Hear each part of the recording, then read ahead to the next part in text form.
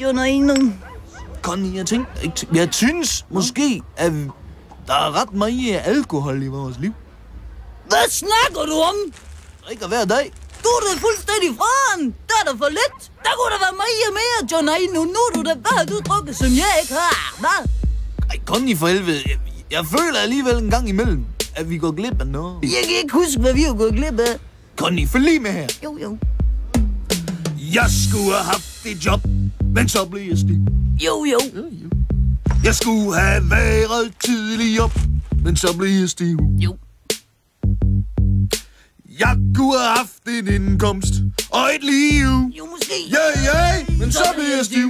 Men så blev jeg stiv. Kom så, Connie, så er det din tur. Skulle jeg fjerne mine overknuder, men så blev jeg stiv. Klæd dig, hvis du fik dem fjernet.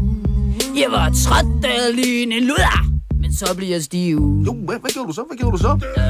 Jeg endte med at gå til smeden og sige, hvad skulle jeg sliv? Jo. Jamen, fordi godt jeg var stiv. Godt jeg var stiv. Jeg skulle have sex med dig, men så blev jeg stiv. Kan du huske det? Nej. Jeg kunne ikke orientere mig. Hold kæft, hvor var du stiv. Så godt du kunne huske det. Så nu må jeg bolle en tøj, som sikkert har hiv. Hey, fordi jeg var stiv.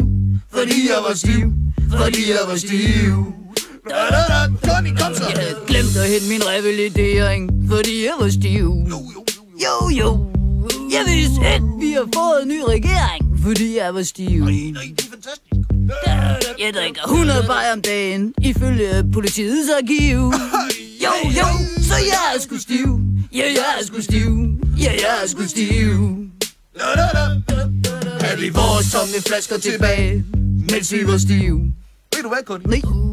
Så havde vi været millionærer i dag, men vi var jo stive. Så havde jeg haft en lækker mand. Og jeg havde ikke haft en dranker som vi. Jo, men vi var jo stive.